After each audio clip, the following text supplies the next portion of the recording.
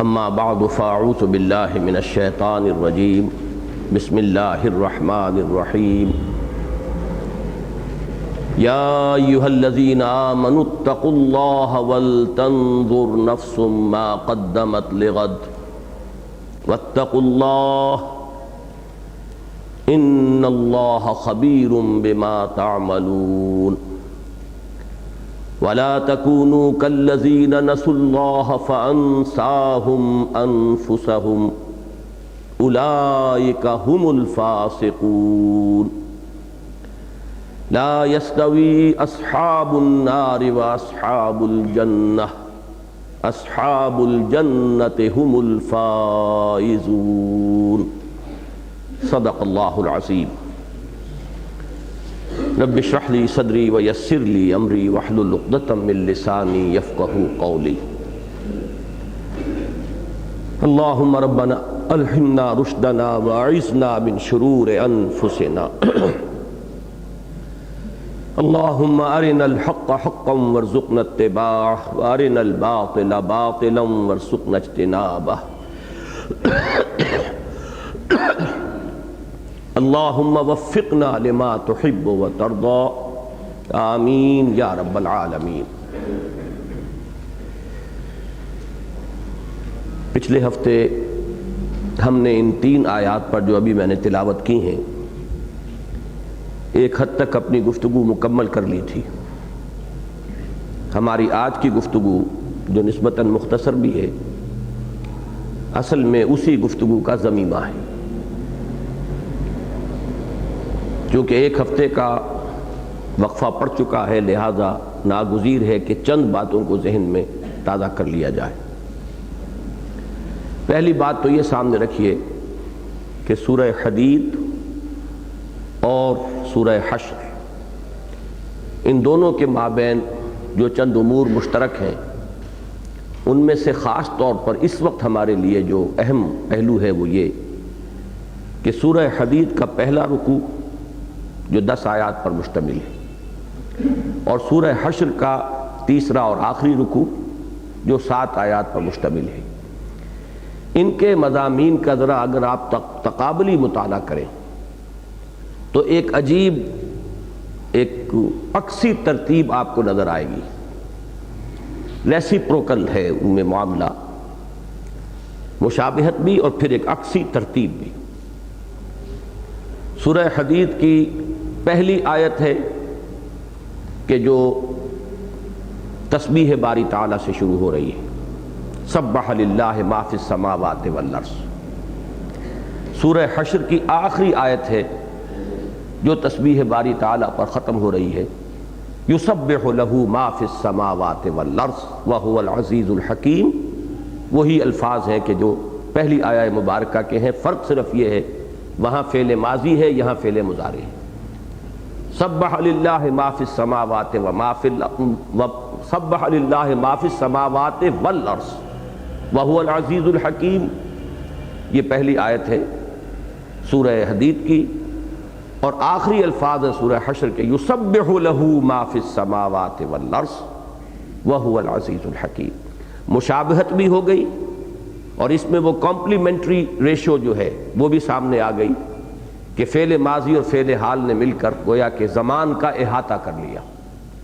فعل مضارع اور فعل ماضی، اس لیے کہ فعل مضارع میں حال اور مستقبل دونوں موجود ہیں۔ نمبر 2 بات، وہاں پہلی 6 آیات میں ذات و صفات باری تعالیٰ کا بہت اعلیٰ علمی سطح پر بیان ہے نہایت جامعیت کے ساتھ۔ یہاں آخری 3 آیات میں اسماء باری تعالیٰ کا سب سے بڑا گلدستہ ہے جو قرآن حکیم میں وارد ہوا ہے۔ اب یہ بھی نسبت بھی آ گئی، عکسی ترتیب بھی آ گئی، وہاں سب سے پہلے یہاں سب سے آخر میں، لیکن وہی کمپلیمنٹری جو ایک نسبت ہے کہ 2 چیزیں مل کر ایک مضمون کو مکمل کریں، وہاں زیادہ بحث جو ہے ذات و صفات سے ہے اور یہاں اسماء ہے۔ اور آپ کو یاد ہوگا کہ ایمان مجمل میں جب ہم گویا کہ خلاصہ بیان کرتے ہیں ایمان کا تو وہاں اللہ تعالیٰ پر ایمان کے لیے 2 الفاظ کا حوالہ ہے، آمنت باللہ کما ہوا باسمائہ و صفاتہ۔ اسماء ہی کا سب سے بڑا گلدستہ سورہ حشر کی آخری 3 آیات، اور صفات باری تعالیٰ کا سب سے جامع اور اعلیٰ ترین سطح پر، بلکہ وہاں ذات باری تعالیٰ کا معاملہ بھی ہے، وہ ہے سورہ حدید کی پہلی 6 آیات۔ تیسری بات جو اہم ترین ہے، میرے نزدیک ذات باری تعالیٰ کے ضمن میں پورے قرآن مجید میں اگر کوئی الفاظ آئے ہیں جو کسی درجے میں ذات کو کے بیان کے قریب آ جاتے ہیں، اول تو یہ کہ ذات کے بارے میں بارہا عرض کیا ہے کہ ہمارے تصور تخیل سے ماورا، بلکہ حضرت مجدد الفسانی رحمۃ اللہ علیہ کے الفاظ میں وراء الورا ثم وراء الورا ثم وراء الورا۔ لیکن یہ کہ اگر کوئی پورے قرآن مجید میں کوئی اسماء جو ہیں جنہیں کہ ذات باری تعالیٰ سے متعلق قرار دیا جا سکے تو وہی 4 ہیں، هو الاول والآخر والظاہر والباطن۔ یہ میں نے بارہا عرض کیا ہے کہ پورے قرآن مجید میں اسماء باری تعالیٰ کے مابین حرف عطف صرف اس آیت میں آیا ہے، پورے قرآن مجید میں اور کہیں نہیں، اور اس کا وجہ، اس کا سبب کیا ہے وہ میں بیان کر چکا ہوں جبکہ ہم یہ سورہ حدید کا مطالعہ کر رہے تھے۔ اس کے بالمقابل یہ جو سورہ حشر کا آخری رکوع ہے، اس میں جو آیہ مبارکہ آتی ہے وہ حقیقت انسان پر، وَلَا تَكُونُوا كَالَّذِينَ نَسُوا اللَّهَ فَأَنسَاهُمْ أَنفُسَهُمْ۔ الہیات جسے کہا جاتا ہے، فلسفے کا وہ خاص شعبہ الہیات ہے، یہی بہتر الہیات میں الجھا رہے، یہ جو اقبال نے کہ مصرے کے اندر جس کا حوالہ ہے، اس کے اعتبار سے قرآن مجید کی اہم ترین آیت وہ ہے هو الاول والآخر والظاہر والباطن، اور انسان کی حقیقت پر قرآن حکیم کی اہم ترین آیت یہ ہے وَلَا تَكُونُوا كَالَّذِينَ نَسُوا اللَّهَ فَأَنسَاهُمْ أَنفُسَهُمْ۔ اور میں نے پچھلی مرتبہ عرض کیا تھا علامہ اقبال کے حوالے سے کہ انائے کبیر اور انائے صغیر 2 ہی باتوں کے حوالے سے سارا فلسفہ خودی جو ہے ان کا وہ بیان ہو جاتا ہے کہ اللہ کا تصور کیا ہے، دی بگ آئی ایم، انا، جس کے لیے میں خاص طور پر جب بھی یہ مضمون آتا ہے تو میرا ذہن لا محالہ منتقل ہوتا ہے سورہ طٰہٰ کے ان الفاظ کی طرف، اننی انا اللہ لا الہ الا انا۔ اکثر و بیشتر مقامات پر آپ قرآن مجید میں دیکھیں گے کہ اللہ واحد متکلم کا صیغہ اپنے لیے نہیں بلکہ جمع متکلم کا، انا نحن نزلنا الذکر وانا لہ لحافظون۔ لیکن بعض مقامات وہاں جہاں یہ متکلم کا صیغہ آتا ہے، اور میں سمجھتا ہوں کہ اس میں اہم ترین، جامع ترین، اور میں سمجھتا ہوں کہ پر ہیبت ہونے کے اعتبار سے، پر جلال ہونے کے اعتبار سے، جیسے کہ وہ الفاظ میں نے بارہا آپ کو سنائے ہیں جو سورہ حدید کی اس آیت کے بارے میں هو الاول والآخر والظاہر والباطن، امام رازی نے لکھے ہیں کہ اعلم ان ھذا المقام مقام غامض عمیق مہیب، بہت پر ہیبت، پر جلال، بہت گہرا یہ مقام ہے۔ اسی طریقے سے یہ جو انانیت کبریٰ ہے، اننی انا اللہ لا الہ الا انا فاعبدنی واقم الصلاۃ لذکری، یہ واحد متکلم کے صیغے کی یہ تکرار جو ہے، اور اس پر جلال اور پر ہیبت انداز میں آپ کو پورے قرآن مجید میں کہیں نہیں ملے گی۔ یہ جو انانیت کبریٰ ہے، پچھلی مرتبہ بھی یہ لفظ میری زبان سے نکلا تھا، ہم انانیت کا لفظ انسانوں کے لیے استعمال کرتے ہیں تو وہ برے سینس میں استعمال کرتے ہیں، بڑی انانیت ہے اس میں۔ تو مجھے یہ خیال ہوا تھا شاید کسی صاحب کو یہ احساس ہوا ہو کہ یہ لفظ تو مناسب نہیں اللہ کی شان کے لیے، حالانکہ بالکل مناسب ہے، اللہ کی شان کے لیے مناسب یہی ہے۔ جیسے تکبر جو ہے وہ انسانی سطح پر سب سے بڑی برائی، سب سے مہلک شے، سب سے بڑا فساد نفس، سب سے بڑا مرض نفسانی وہ تکبر ہے۔ یہاں تک فرمایا گیا ہے کہ لا يدخل الجنہ من کان فی قلبہ مثقال حبۃ من کبر، جنت میں داخل نہیں ہو پائے گا وہ شخص جس کے دل میں ایک ذرہ برابر بھی کبر ہے۔ لیکن یہی تکبر کا المتکبر، یہ تو ابھی جو میں نے اسماء آپ کو سنائے ہیں ان میں آیا ہے لفظ، اللہ تعالیٰ تو متکبر ہے، یہ لفظ انسان کے لیے استعمال کریں گے تو یہ ضمائم اخلاق میں سے، اور اللہ کے لیے یہ عین اس کی شان کے مناسب شایان شان ہے۔ اسی لیے وہ حدیث قدسی ہے کہ الکبر ردائی، کبر تو میری چادر ہے، اور اس میں الفاظ بعد میں یہ آتے ہیں کہ جو انسان تکبر کرتا ہے گویا کہ وہ میرا مد مقابل بننے کی کوشش کرتا ہے، یہ جامہ تو میری ہی ذات پر راست آتا ہے، یہ میری چادر ہے، کوئی اور تکبر کرتا ہے تو گویا کہ میرے شانے سے میری چادر کو گھسیٹ رہا ہے۔ اور یہ اس وقت کے تمدن میں کسی بڑی شخصیت، کسی صاحب حیثیت انسان کی سب سے بڑی توہین و تذلیل سمجھی جاتی تھی کہ اس کی چادر کھینچ لی جائے۔ تو اللہ تعالیٰ نے فرمایا کہ جو انسان تکبر کرتا ہے گویا کہ وہ میری چادر گھسیٹ رہا ہے۔ یہ شان جو ہے ذہن میں رکھیے کہ ایک ہے وہ انائے کبیر، the big ego, the infinite ego, انائے مطلق، اور ایک ہے یہ انائے مقید کہہ لیں، انائے صغیر کہہ لیں۔ یہ ہے انسان جب میں کہتا ہوں میں، یہ میں جو ہے یہی ہے در حقیقت انسان کی اصل جو اس کی شخصیت کی طرف اشارہ کرنے والی شے، اور اسی کو علامہ اقبال نے جب بیان کیا ہے تو وہ ان کا فلسفہ خود ہی بنا ہے۔ اب اس کے بعد آپ دیکھیے سورہ حدید میں 6 آیات کے بعد ایمان کا تذکرہ ہوا، انفاق کا تقاضا کیا گیا۔ سورہ حشر میں اسی کو تقوی سے تعبیر کیا جا رہا ہے۔ انفاق کے لیے وَلْتَنْظُرْ نَفْسٌ مَا قَدَّمَتْ لِغَدٍ، ہر انسان کو چاہیے وہ دیکھے وہ کل کے لیے کیا بھیج رہا ہے، اللہ کے بینک میں اس نے کیا جمایا کیا ہے۔ مضمون وہی ہے، الفاظ بدل گئے ہیں۔ یہ تقابل سے اصل میں تُعْرَفُ الْأَشْيَاءُ بِأَضْدَادِهَا، جب تقابل سے کا مطالعہ کیا جاتا ہے جس کو آپ تقابلی مطالعہ کہتے ہیں، کمپیریٹو اسٹڈی، تو آیات قرآنیہ کی کمپیریٹو اسٹڈی سے بہت کچھ حقائق اور معارف جو ہے وہ مزید اجاگر ہو کر سامنے آتے ہیں۔ اس کے بعد سورہ حدید میں بھی قرآن مجید کی عظمت، یہ ہے جو اندھیروں سے روشنی کی طرف نکالنے والی شے۔ هو الذی ينزل على عبده آیات بینات لیخرجکم من الظلمات الى النور، اور یہاں بھی آپ کو مضمون ملے گا لو انزلنا هذا القرآن على جبل لرأيته خاشعا متصدعا من خشیۃ اللہ وتلک الامثال نضربها للناس لعلهم يتفکرون۔ اس طریقے سے ان 7 آیات کا اور ان 7 آیات سورہ حشر کے آخری رکوع کی اور 10 آیات جو ہیں سورہ حدید کے پہلے رکوع کی، ان کا اگر آپ تقابلی مطالعہ کریں گے تو بہت سے حقائق جو پچھلی مرتبہ بھی کچھ بیان ہوئے مزید اجاگر ہو کر سامنے آ جائیں گے۔ جہاں تک ان 3 آیات کا تعلق ہے، میں عرض کر چکا ہوں کہ جو درمیانی آیت ہے جس پر ساری گفتگو پچھلی مرتبہ تفصیل سے ہوئی اور آج اسی کا ضمیمہ ہے کہ جو سامنے آنے والا ہے، تو میں نے ربط بیان کیا تھا اور میں نے یہ عرض کیا تھا کہ اس آیت کا جو مفہوم ہمارے متقدمین نے بھی اور موجودہ زمانے میں بھی اکثر مفسرین نے اختیار کیا ہے، وَلَا تَكُونُوا كَالَّذِينَ نَسُوا اللَّهَ فَأَنسَاهُمْ أَنفُسَهُمْ، یعنی یہ کہ جو لوگ اللہ کو بھول جاتے ہیں، اللہ کو بھلا دیتے ہیں، تو اللہ تعالیٰ انہیں غافل کر دیتا ہے اپنے نفع و نقصان سے، حقیقی نفع و نقصان،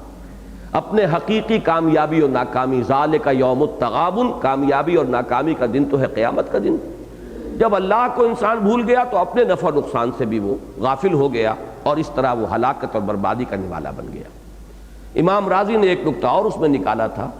کہ انسان کو اللہ تعالی غافل کر دے گا اپنے تن سے میدان حشر میں، کہ اس قدر شدائد ہوں گے اس وقت اس پر، اور اتنی سختی بیت رہی ہوگی کہ اسے، جسے ہم محاورے میں کہتے ہیں، اسے اپنے تن کا ہوش نہیں رہے گا۔ تو یہی فرمایا کہ فَأَنسَاهُمْ أَنفُسَهُمْ سے مراد جو ہے وہ ہے میدان حشر کے شدائد اور مصائب کی وجہ سے انسان کا اپنے تن سے غافل ہو جانا۔ اس اعتبار سے میں نے عرض کیا تھا کہ جو پہلی آیت ہے اور تیسری آیت ہے ان کے ساتھ ربط بھی بہت عمدگی کے ساتھ جڑ جاتا ہے، اس لیے کہ وہاں بھی فرمایا وَلْتَنْظُرْ نَفْسٌ مَا قَدَّمَتْ لِغَدٍ، اسی کی شرح تیسری آیت میں ہے کہ لا یستوی اصحاب النار و اصحاب الجنہ، اصحاب الجنت ہم الفائزون، اصل نفع اور نقصان کا دن اس روز طے ہوگا، اس روز فیصلہ ہوگا۔ تو یہ مضمون کہ جو متقدمین نے بھی لیا ہے اور متاخرین نے بھی، یہ اس میں بالکل اس کا ربط جو ہے قائم ہے۔ لیکن جو مضمون میں نے بیان کیا ہے اس کے اعتبار سے بھی یہ بات جو ہے میں اس وقت آپ کے سامنے رکھ رہا ہوں، اس کو ضمیمے کے طور پر اب شامل کر لیجئے اپنے ذہن میں۔ پچھلی مرتبہ یہ بات رہ گئی تھی کہ جو مضمون جس کی طرف کہ میرا ذہن منتقل ہوا اور علامہ اقبال نے جس کے حوالے سے اس آیہ مبارکہ کو اپنے فلسفہ خودی کا ماخذ قرار دیا، اس کے اعتبار سے بھی ربط کلام نہ صرف یہ کہ قائم رہتا ہے بلکہ پہلے سے بھی بہتر بن جاتا ہے۔ اس لیے کہ پہلی آیت میں دو چیزوں کا بیان ہے، اور جس پر زیادہ زور ہے وہ کیا ہے؟ اتقوا اللہ، اللہ کا تقوی اختیار کرو، اور دوسری بات آخرت کا دھیان کرو، کل کے لیے کیا کر رہے ہو۔ اب میرے نزدیک دوسری آیت میں اصل میں ان دو مضامین میں سے پہلے مضمون کے ساتھ ربط ہے، وہ حقیقی تقوی جس کی اساس ہو محبت خداوندی۔ وہ اس کے بغیر انسان کو نصیب نہیں ہو سکتا کہ وہ خود اپنی حقیقت کا بھی شناسا ہو۔ اگر وہ اپنے آپ کو محض حیوان سمجھتا رہے گا تو وہ حقیقی تقوی کبھی نصیب ہی نہیں ہوگا، اور وہ جو اصل محبت خداوندی کا جذبہ ہے وہ ابھر ہی نہیں سکتا اگر انسان اپنے آپ کو محض حیوان سمجھے ہوئے ہو۔ یہ تو جب اپنی حقیقت کو انسان پہچانتا ہے اور معلوم ہوتا ہے کہ میرے اور میرے پروردگار کے درمیان کس قدر قرب ہے، نحن اقرب الیہ من حبل الورید، یہ قرب جو ہے کہ جو روح ملکوتی کی حقیقت کو سمجھنے سے اور روح ربانی جو انسان میں پھونکی گئی، جو اصل انسان ہے، جو انسان کی اصل حقیقت ہے، اس کے معرفت سے جو تقوی پیدا ہوگا وہ ہے اصل میں کہ جس کے لیے اس آیہ مبارکہ کو اس کے بعد لایا گیا، اور تیسری آیت میں دوسرا مضمون آ گیا، وَلْتَنْظُرْ نَفْسٌ مَا قَدَّمَتْ لِغَدْ کا تعلق ہے لا يستوی اصحاب النار و اصحاب الجنہ سے، اور اتقوا اللہ دو مرتبہ جو آیا اس کا تعلق ہے ولا تکونوا کالذین نسوا اللہ فانساہم انفسہم اولئک ھم الفاسقون۔ تقوی کی ضد ہی فسق ہے، تو در حقیقت اس اعتبار سے یہ بأحسن وجوہ جو ہے ربط قائم ہوتا ہے کہ پہلی آیت میں دو چیزیں آئیں، تقوی اور قیامت کا دھیان لگانا، اور اپنی جو بھی توانائیاں ہیں، قوتیں ہیں، وسائل ہیں، مال ہے، دولت ہے، اس میں سے آخرت کے لیے زیادہ سے زیادہ لگانا۔ تو ان دونوں مضامین کا تعلق اس درمیانی پہلی آیت کے اندر اب جو آیا ہے وہ تقوی سے تعلق ہے، اور دوسری آیت میں آخرت کا ذکر آ گیا، تو اس طریقے سے ربط جو ہے وہ پہلے سے بھی بہتر قائم ہوتا ہے۔ تیسری بات جو پچھلے درس کے بعد جو یاد دہانی کرا رہا ہوں، وہ اہم مضمون ہے جو پچھلی مرتبہ میں نے بیان کیا تھا کہ تجدید کے کئی گوشے اپنے ذہن میں رکھ لیجئے۔ تجدید دین، مجددین بہت سے ہوئے ہیں، لیکن یہ کہ سب کے کام کی نوعیت ایک جیسی نہیں ہے۔ بعض کی تجدید، مثلا حضرت عمر بن عبدالعزیز رحمہ اللہ کی تجدید جو ہے سیاسی سطح پر تھی، کہ پورا ڈھانچہ جو تھا اسلامی ریاست کا، اس میں جو بھی خرابی آئی تھی، جو بھی کمی آ گئی تھی، ایک دفعہ اللہ نے انہیں ہمت دی کہ پھر بالکل اسی سطح پر اس نظام حکومت کو قائم کر دیا۔ باقی ابھی فکری اعتقادی کوئی مسائل، کوئی پیچیدگیاں، کوئی الجھنیں پیدا ہی نہیں ہوئی تھی۔ یہ ہمارے مجدد اول ہیں حضرت عمر بن عبدالعزیز رحمہ اللہ۔ اس کے بعد بھی ہمارے ائمہ ہیں، فقہاء ہیں، محدثین ہیں۔ اب ان کا معاملہ بھی جو ہے وہ علم کی خدمت ہے، ابھی وہ فکر کا مسئلہ نہیں آیا تھا، فکر کا ٹکراؤ ابھی پیدا نہیں ہوا تھا۔ تو فکر کی سطح پر جو ہے میں نے عرض کیا تھا کہ تین دور آئے ہیں اسلام کے لیے، بلکہ صحیح معنی میں ایمان کے لیے چیلنج بن کر۔ پہلا دور ہے وہ 600 چھٹی 7ویں صدی ہجری، جس میں ارسطو کی منطق اور یونان کا فلسفہ یہ عالم اسلام پر حملہ آور ہوئے اور مزمحل کر کے جھنجھوڑ کر رکھ دیا اسلامی اعتقادات کو، اور بہت سے ایسے مسئلے پیچیدہ کھڑے کر دیے کہ جن سے واقعتاً یہ ہے کہ جو بھی ہمارا اس وقت کا انٹیلیجنسیا تھا وہ پریشان ہو کر رہ گیا۔ اس وقت اللہ نے دو مجددین کو اٹھایا، امام غزالی رحمہ اللہ، جنہوں نے تحافت الفلاسفہ لکھ کر اس فلسفے کی جتنی بھی یہ مغالطہ آمیزیاں تھیں ان سب کا جنگل صاف کیا، اور دوسرے امام ابن تیمیہ رحمہ اللہ، جنہوں نے منطق کو کاٹا ہے منطق ہی کے ذریعے سے، الرد علی المنطقیین لکھ کر۔ اور اس کے بعد واقعہ یہ ہے کہ وہ جو بہت بڑا رعب اور بڑا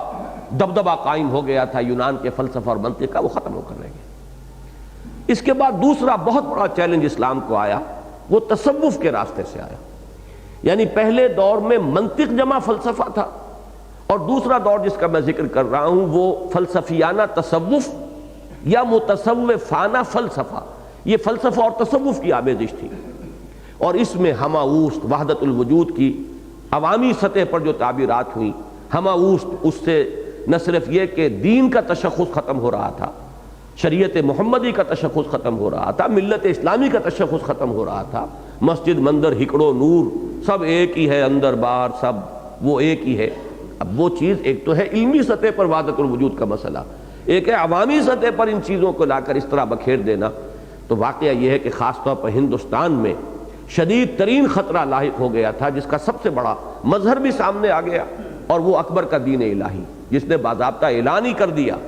کہ وہ دین محمدی جو تھا علی صاحب الصلاۃ والسلام، وہ تو تھا ہی 1000 برس کے لیے، وہ 1000 برس ختم ہوئے، دین محمدی کا دور ختم ہو گیا، اب الف ثانی ہے، اب یہ نیا دین ہے، اور ملغوبہ بنایا گیا اسے تمام مذاہب کا، اور وحدت ادیان کا فلسفہ اس وقت تراشا گیا۔ تو یہ چیز دوسرا بہت بڑا چیلنج تھا، اور خاص طور پر ہندوستان میں تو سمجھیے کہ واقعتاً اگر بر وقت حضرت مجدد الفسانی رحمۃ اللہ علیہ کی شخصیت سامنے نہ ہوتی تو اسلام کا جنازہ اس بر صغیر سے اسی وقت نکل گیا تھا۔ اس لیے کہ ہندو مذہب میں اور ہندو مت میں اور ہندو قوم میں بے پناہ صلاحیت ہے اس بات کی۔ ان کا ہمیشہ سے یہ جن لوگوں کی بھی ہندو فلسفے اور مذہب اور تمدن اور تاریخ پر نگاہ ہے وہ اس بات کو مانتے ہیں اور برملا اس کا اظہار کرتے ہیں کہ اس اعتبار سے ان میں دو رجحانات ہیں کہ جو بہت ہی نمایاں ہیں۔ ایک تو یہ انورڈ لوکنگ ہے، آؤٹ ورڈ لوکنگ نہیں ہے۔ ہندو تمدن جو ہے وہ کبھی ہند سے باہر نکلنے کی اس نے کوشش نہیں کی، یہ یہیں پر انہوں نے اپنی توجہ کو ہمیشہ کنسنٹریٹ کیا ہے۔ بلکہ مرزا محمد منور صاحب کے الفاظ میں ایک تو ارتھ باؤنڈ ہے یہ سارا تمدن، دھرتی ماتا اور یہ دیوی ہے زمین اور اس کے ساتھ تعلق، اسی کا میں سمجھتا ہوں کہ یہ شاخسانہ بھی ہے کہ باہر جانا نکلنا یہ ان کے ہاں نہیں رہا ہے بلکہ اندر ہی۔ اور دوسرے یہ کہ اس بر صغیر یا بر عظیم، اب اسے میں نے بھی اس کو اصلاح کو قبول کر لیا ہے، پروفیسر محمد اسلم صاحب جو پنجاب یونیورسٹی کے، انہوں نے صحیح توجہ دلائی کہ یہ جو ہے در حقیقت سب کانٹیننٹ، تو یہ بر اعظم کے بجائے کانٹیننٹ اس بر اعظم، اور جب سب کانٹیننٹ کہا جائے گا تو بر عظیم بنے گا، بر صغیر نہیں۔ بات صحیح ہے۔ تو بر عظیم ہند و پاک میں اس میں کوئی شک نہیں ہے کہ دوسری صلاحیت یہ رہی ہے کہ جہاں بھی کوئی نیا مذہب باہر سے آیا یا یہاں پیدا ہو گیا کسی ریئیکشن کے طور پر، اسے ہندو مت نے ایسیمیلیٹ کر لیا اپنے اندر، اس کے تشخص کو ختم کر دیا، اور یا یہ ہے کہ یہاں پیدا ہوا ہے کوئی ریئیکشن تو اسے اپنے ملک سے نکال باہر کیا کہ دوسرے ملکوں میں تو وہ چلا گیا، لیکن بر صغیر بر عظیم پاک و ہند میں آپ کو اس کا سراغ نہیں ملے گا۔ جس کی سب سے بڑی مثال ہے گوتم بدھ کا فلسفہ۔ وہ چونکہ برہمنزم کے خلاف ایک بہت بڑا ریئیکشن تھا، بہت بڑا بغاوت اور رد عمل، لہذا آپ نے اس کا حشر دیکھا کہ جو جنم بھومی ہے اس مذہب یا فلسفے کی، اس میں اس کا نام و نشان موجود نہیں رہا، وہ سب فار ایسٹ کی طرف ادھر ادھر چلا گیا۔ وہاں کتنی تعداد میں آج بھی بدھ مت کے ماننے والے موجود ہیں، لیکن ہندوستان میں تو صرف سوائے اس کے کہ وہ کچھ تاریخی مقامات، کچھ آرکیولوجیکل انٹرسٹ کی چیزیں رہ گئی ہیں، بدھ مت موجود نہیں رہا۔ اسی قسم کا ایسیمیلیٹ کر لینے کا، ہضم کر لینے کا اسلام کو، یہ در حقیقت ایک جذبہ تھا، اور جس نے کہ بھکتی کی تحریک کی شکل اختیار کی، اور جس کا سب سے نمایاں مظہر جو ہے وہ دین الہی اکبر کا، یہ اس کا سب سے بڑا مظہر تھا کہ اسلام کو ختم کر دیا جاتا۔ لیکن یہ کہ علامہ اقبال کے بقول، وہ جو حضرت مجدد الفسانی رحمۃ اللہ علیہ کی شان میں انہوں نے الفاظ لکھے ہیں کہ حاضر ہوا میں شیخ مجدد کی لحد پر، وہ خاک کے ہے زیر فلک مطلع انوار، اور وہ ہند میں سرمایہ ملت کا نگہباں، اللہ نے بر وقت کیا جس کو خبردار، گردن نہ جھکی جس کی جہانگیر کے آگے، جس کے نفس گرم سے ہے گرمی احرار۔ تو واقعہ یہ ہے کہ قطعاً مبالغہ نہیں ہے، ان 3 اشعار میں نے آپ کو سنائے ہیں، کوئی مبالغہ نہیں ہے، واقعتاً ملت اسلامی کے تشخص کا کہ نگہبانی کا فریضہ سر انجام دیا حضرت مجدد نے۔ لیکن یہاں حضرت مجدد کے ساتھ آپ ساتھ ہی بریکٹ کر لیجئے، جیسے وہاں 2 شخصیتیں تھیں، امام غزالی، امام ابن تیمیہ، ایسے اس وقت بھی 2 شخصیتیں، شیخ احمد سرہندی رحمہ اللہ اور امام الہند شاہ ولی اللہ دہلوی رحمۃ اللہ علیہ۔ تو یہ ہے دوسرا دور تھا کہ جو اسلام کو فکری سطح پر ایک چیلنج کے طور پر پیش ہوا،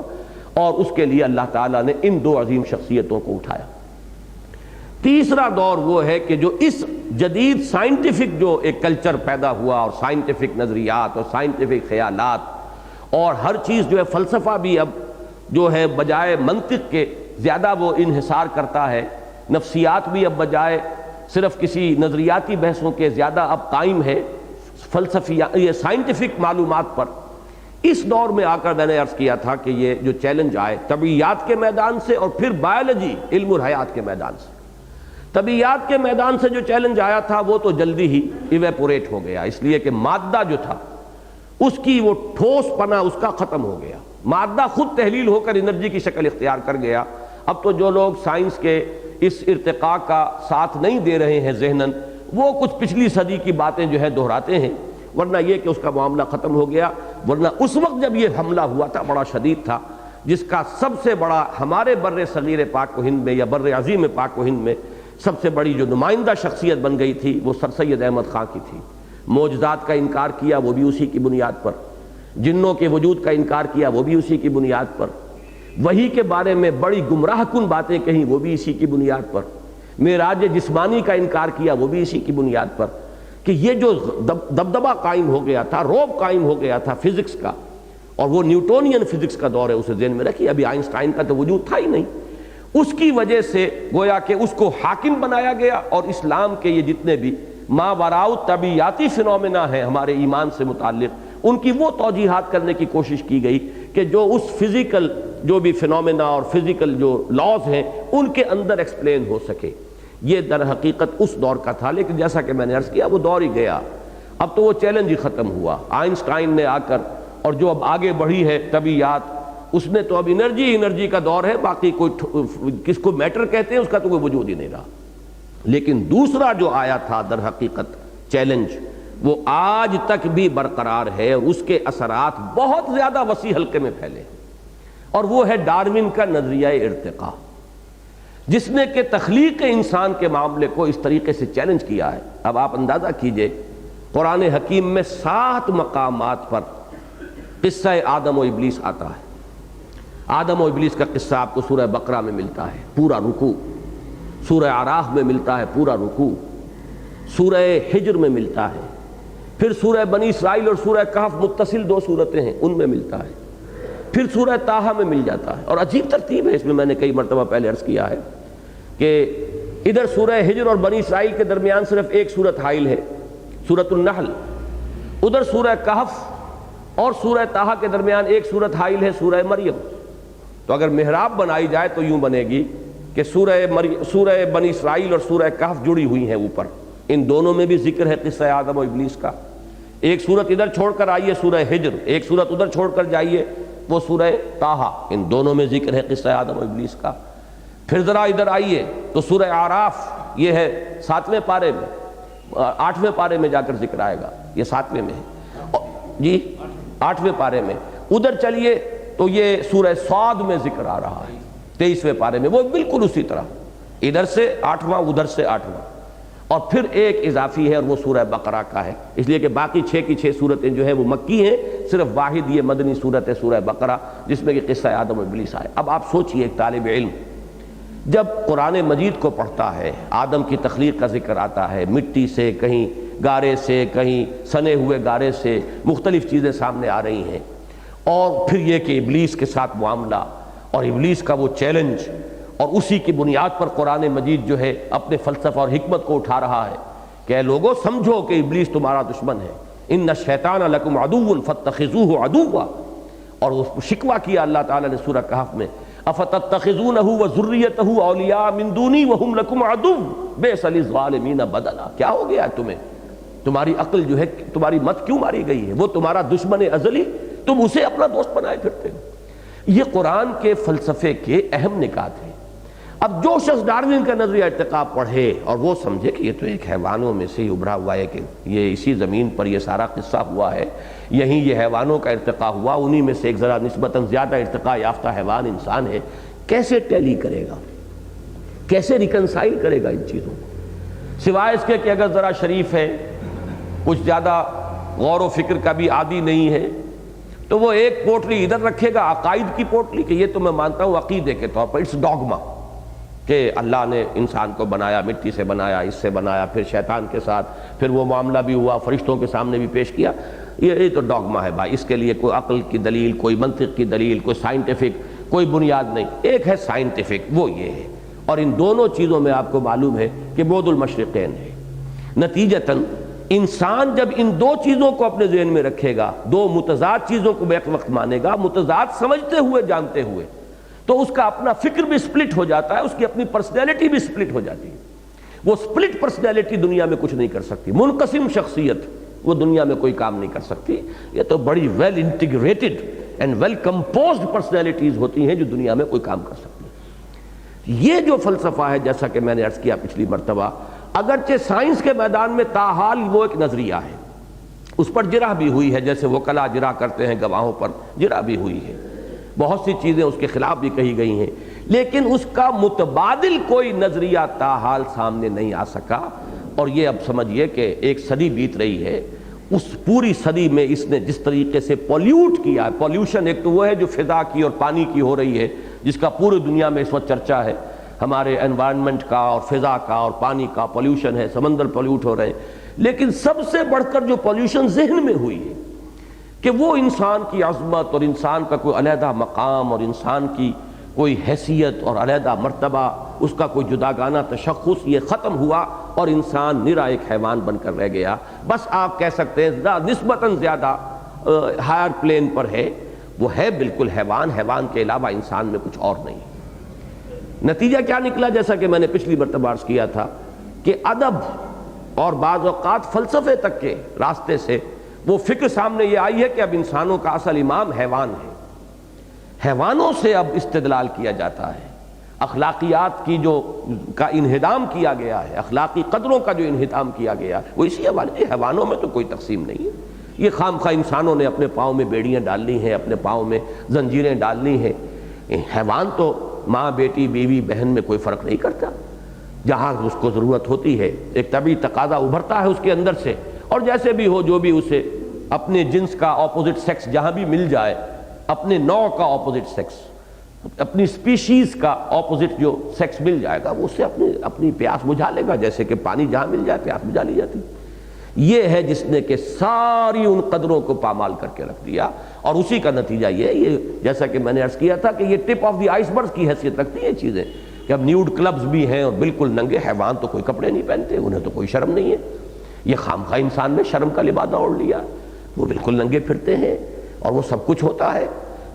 علی اعلان ہوتا ہے، جو بھی ہے، ہم نے خامخواہ اس کے لیے پردے، اور وہ جو اقبال نے کہا تھا پھر کہ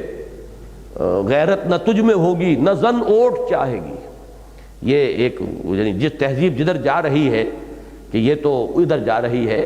کہ یہ کوئی دن کی بات ہے مرد ہوش مند، غیرت نہ تجھ میں ہوگی نہ زن اوٹ چاہے گی۔ یہ سارے جو بھی ہمارے جو پچھلے بقول ان کے جو فرسودہ قسم کے ہم نے اپنے ذہنوں کے اوپر قائم کر لیے ہیں، حجابات اور حیا اور شرم، یہ ساری کیا باتیں کہاں ان حیوانوں میں کہاں ہیں؟ جب ہم بھی حیوان ہیں تو ہمارا امام تو حیوان ہی ہونا چاہیے، اور ہمیں انہی سے ساری جو ہے رہنمائی حاصل کرنی چاہیے۔ یہ ہے اصل میں اس دور کا سب سے بڑا پولیوشن جو فکری سطح پر ہوا۔ اچھا، اب اس کے حل دو ہو سکتے تھے نظری طور پر۔ ایک حل تو یہ ہوتا کہ ڈارون کے نظریے ہی کا پورا ابطال کر کے جوابی نظریہ میدان میں آ جاتا تو بات ٹھیک تھی، وہ نظریہ تحلیل ہو جاتا، جیسے نیوٹونین فزکس ختم ہو چکی ہیں، اسی طریقے سے ڈاروینین بایولوجی یا جو بھی اوریجن آف سپیشیز کا اس کا نظریہ تھا، یہ اس کی کتاب کا نام ہے دی اوریجن آف سپیشیز، تو یہ سب ختم ہو جاتا تو یہ اثرات زائل ہو جاتے۔ وہ تو تاحال نہیں ہوا، اور اس کے آثار بھی کوئی نظر نہیں آ رہے۔ پورے عالم اسلام میں سے بھی ابھی کوئی ایسی بات نہیں اٹھ پائی ہے کہ جو اس میدان میں کوئی جوابی کوئی فلسفے کے طور پر لا سکے۔ البتہ اس میں جو میری رائے ہے وہ پھر کسی وقت میں آپ کے سامنے عرض کروں گا، اس وقت اس کے بیان کرنے کا موقع نہیں ہے۔ البتہ اس کا ایک حل وہ ہے جو علامہ اقبال نے کیا ہے، اور وہ یہ ہے کہ اس معاملے کو ایک طرف رکھتے ہوئے اسے سائنس کا ایک نظریہ اور اس میدان کے اندر جو بھی اس کے ساتھ ہو رہا ہے اسے بھی چلنے دیں، لیکن اگر انسان کی اصل حقیقت کو کھول کر واضح کر دیا جائے کہ انسان ایک مرکب وجود کا حامل ہے، ایک حصہ اس کا حیوانی ہے، اور اس کے بارے میں کوئی اگر ارتقاء کو بھی مانے تو کوئی حرج نہیں، مان لیجئے، کوئی اس سے فساد نہیں ہوگا، جبکہ انسان یہ سمجھے کہ میری اصل حقیقت حیوانی نہیں ہے، روحانی ہے،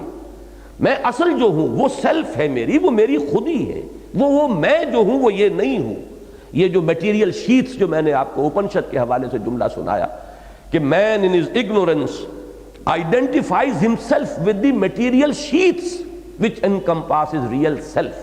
اصل خودی جو ہے اس کے اوپر یہ جو غلاف لپٹ گئے ہیں مادی غلاف، یہ حیوانی وجود ہمارا جو ہے در حقیقت مادی غلافات کے مادی غلافوں کے مترادف ہے. ان غلافوں میں ہے اصل شے. یا جیسے اقبال نے علم کے بارے میں کہا کہ عشق کی تیغ جگردار اڑا لی کس نے، علم کے ہاتھ میں خالی ہے میان اے ساقی. اب میان کس لیے ہوتی؟ تلوار رکھی جائے اس میں، تلوار تو نکال لی، اب خالی میان لیے پھر رہے تو وہ تو کوئی بیکار سی شے ہے. اسی طرح وہ سیلف کی تلوار جو تھی اندر وہ تو گئی، اس کا تو ذہن کے سامنے تصور ہی نہیں رہا. اب وہ جو میان ہے وہ میان ہے یہ ہمارا مادی وجود، یہ حیوانی وجود وہی رہ گیا. اب اگر یہی چیز سامنے رہے گی تو اس میدان میں ظاہر بات ہے کہ فلسفہ ارتقاء یا نظریہ ارتقاء نے جو بھی مواد فراہم کر دیا ہے تاحال اس کا کوئی انکار نہیں کیا جا سکا.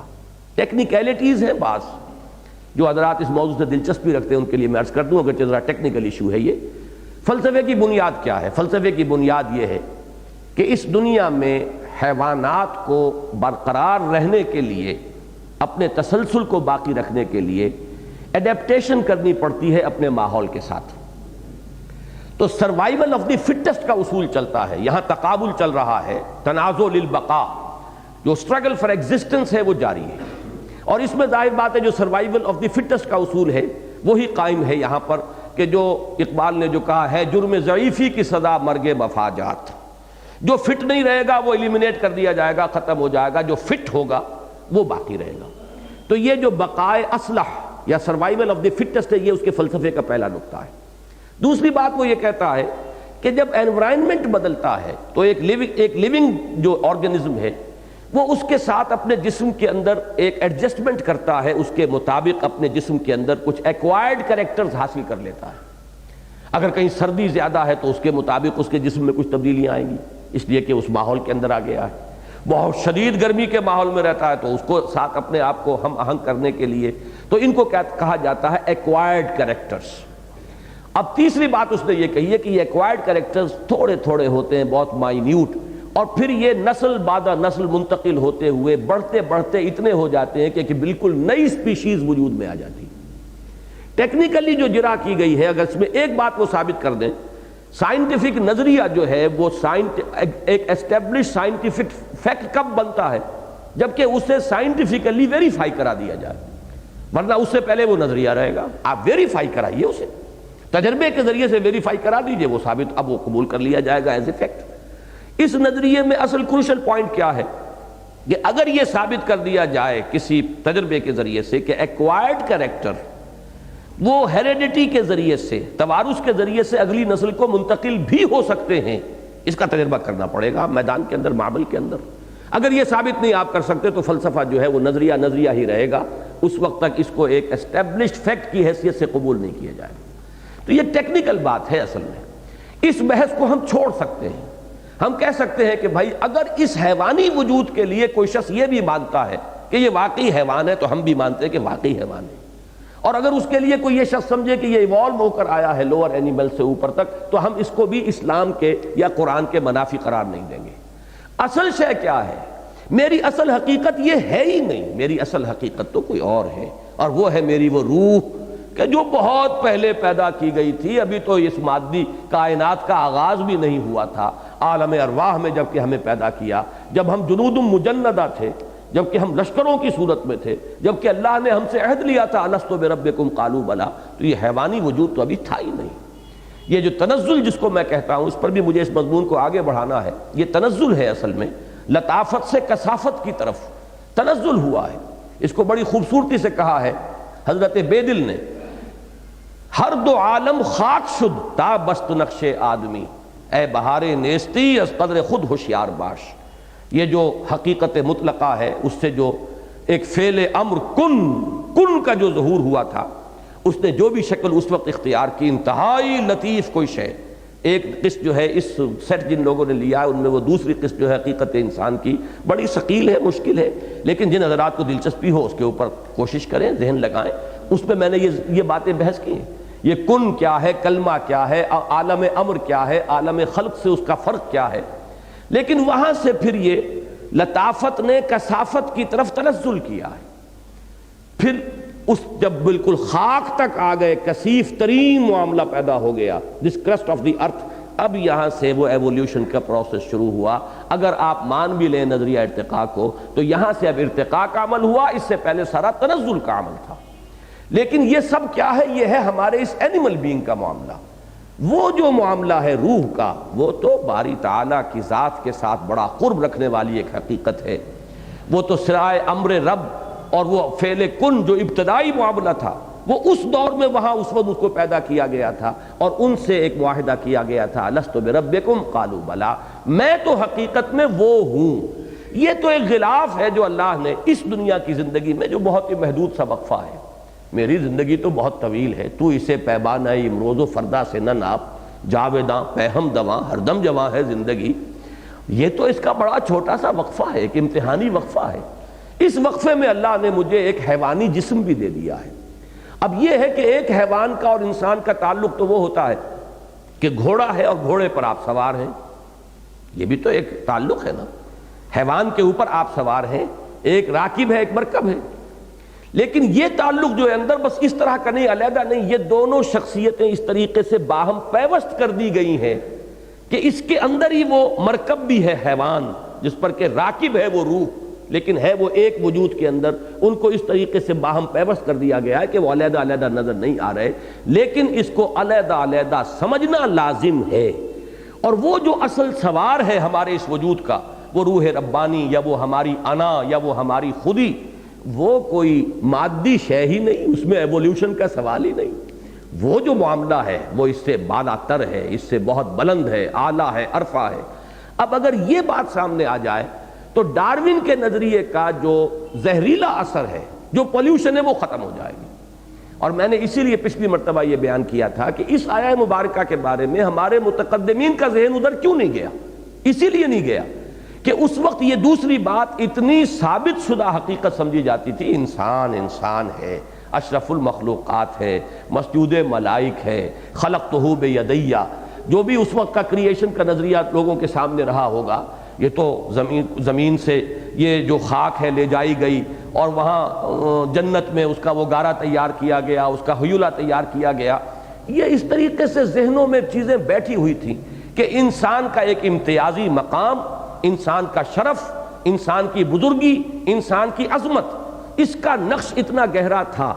کہ اس آیہ مبارکہ کی طرف کوئی خاص اس کی اہمیت کا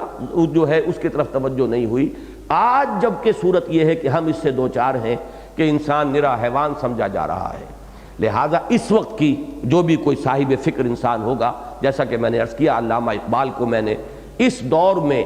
اس فکری سطح پر فکر اسلامی کا مجدد قرار دیا پچھلی مرتبہ، اور میں پورے انشراح صدر کے ساتھ یہ بات کہہ رہا ہوں کہ جو فکری چیلنج اس دور میں اس نظریہ ارتقاء کے ذریعے سے آیا تھا، اس کے زہر کا اگر ازالہ ہو سکتا ہے تو صرف علامہ اقبال کے فلسفہ خودی سے، جس کے بارے میں انہوں نے خود کہا کہ یہ آیہ مبارکہ جو ہے یہی اس کا ماخذ ہے، یہی اس کا مبنی ہے، یہی اس کی بنیاد ہے۔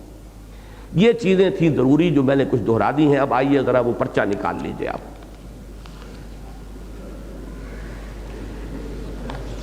اس مضمون کا آغاز ہوا ہے اکبر الہٰبادی کے ایک قطعے سے، بڑا پیارا قطعہ ہے یہ۔ کہا منصور نے خدا ہوں میں، ڈارون بولا بوزنا ہوں میں، بوزنا کہتے ہیں بندر کو، ہنس کے کہنے لگے میرے ایک دوست، فکر ہر کس بقدر ہمت اوست۔ اب آپ اندازہ کر رہے ہیں کہ یہ اس دور میں، جیسے کہ میں نے وہ اشعار آپ کو سنائے جو غالباً اسلام کی نشت ثانیہ وہ سن 67 کی تحریر ہے، یہ سن 66 کی تحریر نہیں، یہ تحریر تو بات کی ہے، بہرحال حقیقت زندگی والی تحریر میری سن 66 کی ہے۔ اس میں وہ شعر میں نے دیا ہے کہ غزالی و رومی کی بھلا کون سنے گا۔ اب چونکہ آج بھی وہ دونوں الفاظ بریکٹ ہو کر آئے ہیں، غزالی اور اس کے ساتھ امام ابن تیمیہ، اور ادھر دوسرے دور میں امام الہند شاہ ولی اللہ اور حضرت مجد الفسانی، ان میں سے ایک غزالی ہے۔ غزالی و رومی کی بھلا کون سنے گا، محفل میں چھڑا نغمہ اسپینسر و مل ہے۔ اسی طریقے سے اب یہ نظریہ جو آیا تھا اس وقت، کہا منصور نے خدا ہوں میں، ڈارون بولا بوزنا ہوں میں، ہنس کے کہنے لگے میرے ایک دوست، فکر ہر کس بقدر ہمت اوست۔ اب یہاں سے میں نے شروع کیا ہے منصور کا یہ کہنا کہ خدا ہوں میں ایک انتہا پر، اور ڈارون کا یہ بولنا کہ بوزنا ہوں میں دوسری انتہا پر. لیکن کیا یہ معاملہ ایسا ہی غیر اہم ہے کہ کوئی دوست اسے ہنستے ہوئے یہ کہہ کر ٹال دے کہ فکر ہر کس بقدر ہمت اوست؟ سوال یہ ہے کہ حقیقت یہ ہے یا وہ، اور اگر ان دونوں کے مابین واقع ہوئی ہے تو کہاں، اور اگر یہ دونوں ہی باتیں درست ہیں تو کیسے؟ اب یہی چار شکلیں ممکن ہیں. دو انتہائی باتیں ہیں، یا یہ صحیح یا یہ صحیح، یا ان دونوں کے مابین کوئی بات ہے، یا یہ دونوں صحیح ہیں. تو اب ان چار کے سوا تو کوئی شکل نہیں ہے. اب نمبر 2، ایاز قدر خود بشناس کو نہ معلوم کیوں ایک تحقیر آمیز تنبیہ ہی کے مفہوم میں لے لیا گیا ہے. اکثر یہ اسی مفہوم میں استعمال ہوتا ہے. کیا یہ ممکن نہیں کہ یہ بحیثیت انسان اپنے حقیقی مرتبہ و مقام کو پہچاننے کی مشفقانہ نصیحت ہو؟ یعنی بقول اقبال، اپنی خودی پہچان او غافل انسان. اقبال کے مصرے میں اصل میں افغان ہے، اپنی خودی پہچان او غافل افغان، لیکن یہاں میں نے اس لفظ کو بدلا ہے، اپنی خودی پہچان او غافل انسان. تو ایاز قدر خود بشناس، اس کا یہ مفہوم بھی تو ہو سکتا ہے. یا بقول بے دل، ابھی جو میں نے آپ کو شعر سنایا تھا اس کا ایک مصرع یہاں آ گیا ہے، اے بہار نیستی از قدر خود ہوشیار باش، اپنی حقیقت اپنی عظمت کو جانو. اب اس شعر کی مزید میں وضاحت نہیں کروں گا، وقت بہت کم ہے. اس لیے کہ یا تو یہ مانا جائے کہ محمود اور ایاز کی روایتی محبت بس ایک قصہ ہی ہے، یا پھر اس دوسرے امکان ہی کو مانتے بنے گی، یعنی یہ در حقیقت اپنی حقیقت پر متنبع ہونے کی ایک نصیحت ہے. اس لیے کہ یہ بڑا پیارا شعر ہے، نہ در بازی بہو دلداد محمود، دل محمود را بازی مپندار. محمود نے ایاز کو اگر اپنا دل دے دیا تھا تو کھیل کود میں نہیں دیا تھا، مذاق میں نہیں دیا تھا. محمود نے بھی ایاز میں کچھ دیکھا تھا، اس کی کوئی صلاحیتیں، اس کی کوئی ذہانت، کوئی فطانت. محمود کے دل کو کھیل نہ سمجھو، اس نے اگر دیا ہے تو کچھ دیکھ سمجھ کر اور سوچ سمجھ کر دل دیا تھا. اب اگر یہ بات ہے تو پھر ایاز کو جو اس نے کہا ایاز قدر خود بشناس، تو یہ اس کی تحقیر کے لیے نہیں ہو سکتا، بلکہ اپنی عظمت کو پہچاننے کی نصیحت ہو سکتی ہے. اب تیسری بات جو ہمارے اس درس سے متعلق ہے، سب جانتے ہیں کہ خدا ناشناسی تمام برائیوں کی جڑ اور جملہ گناہوں اور جرائم کی ماں ہے. جو خدا کو نہیں جانتے خدا ناشناسی. لیکن بہت کم ہیں جو یہ جانتے ہوں کہ اس سب سے بڑے گناہ کی نقد سزا جو اس دنیا ہی میں انسان کو ملتی ہے کیا ہے؟ خود فراموشی. بفہوائے الفاظ قرآنی ولا تکونوا کالذین نسوا اللہ فانساہم انفسہم اولئک ھم الفاسقون. ان لوگوں کے مانند نہ ہو جانا جنہوں نے اللہ کو نظر انداز کر دیا یا بھلا دیا، اللہ سے غافل ہو گئے، تو اللہ نے انہیں غافل کر دیا اپنی حقیقت سے، اپنے آپ سے. یہی لوگ بدکار ہیں. ہند سے میں ہر دعویٰ یعنی تھیورم کا ایک عکس کانورس ہوتا ہے، چنانچہ اس دعوی حق کا عکس بھی کسی عکاس حقیقت کی زبانی یوں ادا ہوا کہ من عرف نفسہ فقد عرف ربہ. جس نے اپنے آپ کو پہچان لیا اس نے اپنے رب کو پہچان لیا. بعض حضرات اسے حدیث نبوی کی حیثیت سے پیش کرتے ہیں، میں نے اس بحث میں نہیں پڑھا، میں نے اس کو لکھ دیا ہے کہ کوئی عکاس حقیقت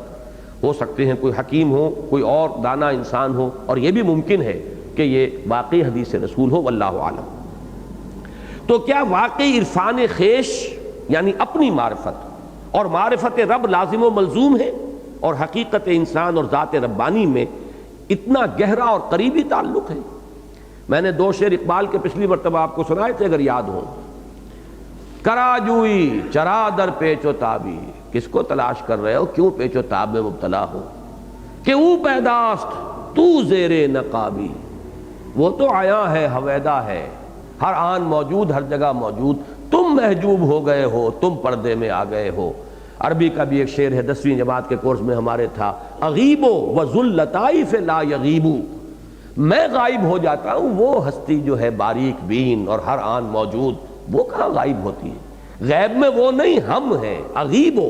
وذو اللطائف لا یغیبو وارجوہ رجاء لا یخیبو. اور میں اس سے وہ امید جو ہے باندھے ہوئے ہوں کہ وہ مجھے مایوس نہیں کرے گا.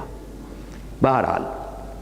تو میں وہ شعر عرض کر رہا تھا، ایک رہ گیا اقبال کا دوسرا شعر، کراجوئی چرادر پیچ و تابی کہ او پیداست تو زیر نقابی. تلاش خود کنی جز او نہ بینی،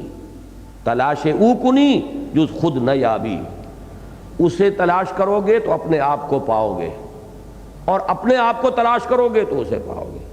بالکل وہی بات، من عرف نفسہ فقد عرف ربہ، یہ دونوں چیزیں جو ہیں ایک آیت مبارکہ وَلَا تَكُونُوا كَالَّذِينَ نَسُوا اللَّهَ فَأَنسَاهُمْ أَنفُسَهُمْ، اور یہ حدیث یا حکیمانہ مقولہ من عرف نفسہ فقد عرف ربہ، اقبال نے ان دونوں کو ان دو شعروں میں جمع کر دیا ہے۔ کرا جوئی چرا در پیچ و تابی، کہ او پیداست تو زیر نقابی، تلاش او خود کنی جز خود نبینی، تلاش خود کنی جز او نیابی۔ یہ اس طرح سے لازم و ملزوم ہے۔ تو دو جملے پھر پڑھ لیجئے، تو کیا واقعی عرفان خیش اور معرفت رب لازم و ملزوم ہے، اور حقیقت انسان اور ذات ربانی میں اتنا گہرا اور قریبی تعلق ہے؟ ان مسائل کے حل کے ضمن میں اگر انسان صرف حواس ظاہری سے حاصل شدہ معلومات اور محض ان پر مبنی استدلال پر دار و مدار رکھے تو جواب اس کے سوا اور کیا ہو سکتا ہے کہ انسان بھی بس ایک حیوان ہے، دوسرے حیوانات کے مقابلے میں ذرا ترقی یافتہ حیوان۔ البتہ وجدان کی وادیوں میں پرواز کی جائے جیسے عظیم شعراء نے کی تو حقیقت کچھ اور نظر آتی ہے، اور اس مسئلے کا پورا تشفی بخش حل تو وحی آسمانی کی دستگیری کے بغیر ممکن ہی نہیں۔ ایک واقف و عارف بزرگ کے سامنے شکوہ کیا گیا، یہ شذرات کی شکل میں ہے، ابھی اس مضمون کی اہمیت پر یہ 3-4 پیرے ہیں جو آپ پڑھ رہے ہیں۔ ایک واقف و عارف بزرگ کے سامنے شکوہ کیا گیا، حضرت اب تو انانیت کا دورہ ہے۔ یہ مولانا سید سلیمان ندوی کا واقعہ ہے۔ ڈاکٹر سید اسلم میرے کلاس فیلو تھے، وہ ان سے ملاقات کے لیے گئے تھے، یہ سن 50 کی بات ہے غالباً، تو وہاں یہ گفتگو ہوئی کہ لوگوں نے کہا جی بڑی انانیت کا دور ہے اور ہر شخص اس مہلک مرض میں مبتلا ہے۔ اس پر انہوں نے فرمایا بھائی واقعہ تو یہ ہے کہ انانیت کا دور بھی گزر چکا، اب تو صرف نانیت ہی نانیت باقی رہ گئی ہے۔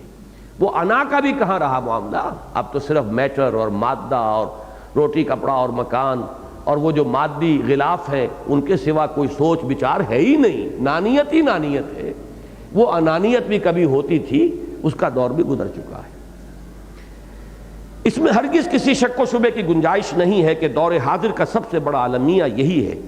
کہ آج کا انسان اپنے آپ کو محض ایک حیوان تصور کرتا ہے۔ انسانوں کی عظیم اکثریت تو اپنی عظمت سے بالکلیہ بے خبر اور اپنی حقیقت سے قطعی طور پر لا علم، محض اپنی مادی ضرورتوں اور حیوانی تقاضوں کی تسکین و تکمیل کے لیے دوڑ دھوپ میں مصروف و مشغول ہے ہی۔ اصحاب دانش و بینش کی واضح اکثریت بھی کائنات کی اصل مادی مان کر اور مادے کو حقیقی قرار دے کر واقعیت پسندی یعنی ریئلزم کی جانب رخ کیے ہوئے ہے، حتیٰ کہ جنہیں اس سطح سے ذرا بلند ہونے کی توفیق ملی ہے وہ بھی ذہن یعنی مائنڈ اور روح یعنی سول کی عینیت یا سنویت کی بحث میں الجھ کر گئے۔ یہ جدید فلسفے کی ایک بڑی گہری بحث ہے، mind and civil whether they are one or two different and independent entities۔ یہ کارٹیزین ڈیکارٹ کا جو فلسفہ ہے وہ کہلاتا ہے یہ ڈوئلزم، کارٹیزین ڈوئلزم۔ وہ تو مانتا ہے کہ یہ سول اور ہے اور انسان کا مائنڈ جو ہے وہ اور ہے، یعنی کوئی نہ کوئی سنویت اپنی شخصیت کے اندر تسلیم کرتا ہے۔ عام طور پر جدید ریئلزم جو ہے وہ کہتا ہے نہیں بس ایک ہی شے ہے انسان، اور یہی تصور بہت بڑے بڑے ہمارے جدید مذہبی مفکرین کے ذہنوں میں بھی بیٹھ گیا۔ اور آج کا انسان جس ذہنی اور فکری ذولیدگی اور اخلاقی و عملی پستی کا شکار ہے، اس سے نجات کی واحد راہ اپنی عظمت کی باز یافت اور اپنے مقام و مرتبے سے دوبارہ کما حقہ آگاہی کے سوا اور کچھ نہیں۔ گویا علاج اس کا وہی آب نشاط انگیز ہے ساقی، یعنی بقول اقبال اپنی خودی پہچان او غافل افغان، او غافل انسان، اور بالفاظ بے دل اے بہار نیستی اس قدر خود ہوشیار باش۔ اب یہ ذرا چند جملے آ رہے ہیں، توجہ سے پڑھیے۔ حقیقت یہ ہے کہ انسان ایک مرکب وجود کا حامل ہے، یعنی جدید فلسفے میں ڈیکارٹ کا جو فلسفہ ہے ڈوئلزم کا وہ ہے صحیح، کسی درجے میں قریب جو حقیقت کے لے کر آتا ہے، اس لیے کہ انسان مرکب ہے۔ بقول سعدی رحمت اللہ علیہ آدمی زادہ طرف معجون است از فرشتہ سرشتہ وز حیوان۔ یہ ابن آدم عجیب چونچو کا مربع ہے، معجون مرکب ہے، اس میں فرشتہ بھی موجود ہے اور حیوان بھی موجود ہے، یہ دو ہے وہی ڈوئلزم۔ اب یہ جملے ہیں جو میں نے عرض کیا، اس کا ایک جز احسن تقویم کا مظہر اتم ہے، لقد خلقنا الانسان فی احسن تقویم، تو دوسرا اسفل سافلین کا مصداق کامل ہے۔ دوسرا پہلو جو ہے اس کا وہ نچلوں میں سب سے نیچے ہے۔ ایک کا تعلق عالم امر سے ہے تو دوسرے کا تعلق عالم خلق سے ہے۔ الا لہ الخلق والامر، ہمارا وجود حیوانی عالم خلق کی شے ہے اور ہماری روح عالم امر کی شے ہے۔ یسألونک عن الروح قل الروح من امر ربی، ایک خاکی ہے تو دوسرا نوری، یہ میں پچھلی مرتبہ بیان کر چکا ہوں۔ اقبال نے جیسے جمع کیا ہے کہ تیری خاک ہی کے اندر در خاک تو یک جلوہ آمست ندیدی، تمہاری خاک میں ایک جلوہ بھی ہے۔ اور وہ جو انہوں نے کہا کہ خاکی و نوری نہاد بندہ مولا صفات، ہر دو جہاں سے غنی اس کا دل بے نیاز، نقطہ نوری کے نام او خودی، اور ہے ذوق تجلی بھی اسی خاک میں پنہا، غافل تو نرا صاحب ادراک نہیں ہے۔ تو یہ دو وجود جو ہیں اس کے، ایک خاکی ہے اور دوسرا نوری۔ ایک دنی الطبع ہے، جب اس کا اوریجن نیچے ہے، زمین سے ہے، تو اس کی سوچ، اس کی فکر، اس کی رجحانات وہ سب زمین کی طرف جائیں گے۔ ایک دنی الطبع ہے اور ہمہ تن ہمہ وقت پستی ہی کی جانب مائل، تو دوسرا قدسی الاصل ہے اور ہمیشہ رفعت پر نظر رکھنے والا۔ یہ بھی اقبال کے شعر سے میں نے لیا ہے، قدسی الاصل ہے رفعت پہ نظر رکھتی ہے، پر نہیں طاقت پرواز مگر رکھتی ہے۔ ایک کی پرواز اپنے مرکز کی طرف مائل پرواز تھا حسن، بھولتا ہی نہیں عالم تیری انگڑائی کا، تو ہر شے کل شیء یرجع الی اصلہ، تو روح جو ہے وہ اپنے اصل کی طرف لوٹنے کے لیے بیتاب ہے۔ اور یہ جو ہمارا حیوانی وجود ہے، اس کی ساری دلچسپیاں، ساری پسند، ساری محبتیں زمینی ہیں، اس کی لذت زمینی لذت، مادی لذتیں، ان کی طرف اس کا سارا رجحان ہے۔ ایک حیوانات کی صف میں ہے اور ان سے بھی بہت سوں کے مقابلے میں مختلف اعتبارات سے ہیچ اور کمتر اور ضعیف و ناتواں، تو دوسرا ملائکہ کا ہم پلہ ہے، بلکہ مقام اور مرتبے میں ان سے بھی کہیں اعلیٰ و افضل، حتیٰ کہ ان کا مسجود و مخدوم حضرت آدم علیہ السلام کے سامنے سجدہ کرایا گیا ہے۔ قرآن کے فلسفہ اور حکمت کا اہم نقطہ ہے۔ ایک عبارت ہے اس کے وجود حیوانی سے، تو دوسرا مظہر ہے اس روح ربانی کا جو اس میں پھونکی گئی اور جس کی بنیاد پر وہ مسجود ملائک قرار پایا۔ بفہوائے الفاظ قرآنی فَإِذَا سَوَّيْتُهُ وَنَفَخْتُ فِيهِ مِن رُوحِي فَقَعُوا لَهُ سَاجِدِينَ، یہ سورہ حجر اور سورہ صاد دونوں میں یہ آیت بعین ہی انہی الفاظ میں وارد ہوئی کہ فرشتوں کو اللہ نے یہ حکم دیا تھا کہ جب میں اس آدم کی تخلیق مکمل کر لوں، اس کی نوک پلک درست کر دوں، برابر کر دوں، اور پھر اس میں اپنی روح میں سے پھونک دوں، تو گر پڑنا اس کے سامنے سجدے میں۔ اب دیکھیے اس کا نتیجہ کیا نکلا۔ اب دو وجود ہیں، یہ میں بیان کر چکا ہوں مختلف جمعے کے اپنے تقاریر میں، اس کے دوسرے پہلو اس وقت ان سب کو دہرانے کا موقع نہیں ہے۔ ان دو وجودوں میں سے ایک کی نگاہ ایک پر جمی تو نتیجہ کچھ اور نکلا، دوسرے کی نگاہ دوسری پر جم گئی تو نتیجہ اس کے برعکس نکلا۔ اب دیکھیے الفاظ پڑھیے۔ اب اصحاب دانش و بینش میں سے جن کی نظر اپنے وجود کے علوی جزء پر جم کر رہ گئی اور وہ اس کی عظمت و رفعت کے مشاہدے میں محو ہو کر رہ گئے، جب توجہ کا ارتکاز ہوتا ہے کسی شے پر تو دوسری چیزیں نگاہوں سے اوجھل ہو جاتی ہیں۔ انسان کی اصل جو حقیقت ہے، جو علوی ہے، نوری ہے، وہ اعلیٰ ہے، احسن تقویم ہے، مسجود ملائک ہے، جس کا تعلق ذات رب کے ساتھ ہے، وَنَفَخْتُ فِيهِ مِن رُوحِي، جنہوں نے اس پر توجہ کو مرتکز کیا۔ تو اب اصحاب دانش و بینش میں سے جن کی نظر اپنے وجود کے علوی جزء پر جم کر رہ گئی اور وہ اس کی عظمت و رفعت کے مشاہدے میں محو ہو کر رہ گئے، ان میں سے کوئی حیران ہو کر پکار اٹھا سبحانی ما اعظم شانی۔ اب یہ بہت بڑے صوفی ہیں جن کا یہ قول ہے، میں پاک ہوں، میری شان کتنی بلند ہے، اس لیے کہ توجہ وہاں مرتکز ہو گئی تھی۔ دوسرا پہلو اس وقت نگاہوں سے اوجھل ہے، اس کو سکر کہا جاتا ہے تصوف کی اصطلاح میں۔ ایک جذب کسی کیفیت کے اندر، یہ الفاظ زبانوں سے نکلے ہیں جنہیں شطحیات کہا جاتا ہے، صوفیہ کی شطحیات، لیکن اس کی بنیاد کیا ہے؟ بنیاد یہ ہے کہ ان کی توجہ مرتکز ہو گئی ہے اپنی اس عظمت پر۔ کسی نے کہا، کسی نے جذب و مستی کے عالم میں نعرہ لگا دیا انا الحق، یہ ہے وہ منصور حلاج، اور کوئی کیف و سرور سے سرشار ہو کر کہہ بیٹھا لیس فی جبتی الا اللہ، اس جبے کے اندر اللہ کے سوا کوئی نہیں۔ اب یہ تمام کیا ہے، نیچے نوٹ پڑھ لیجئے، منصور حلاج اور اکابر صوفیاء کی شطحیات،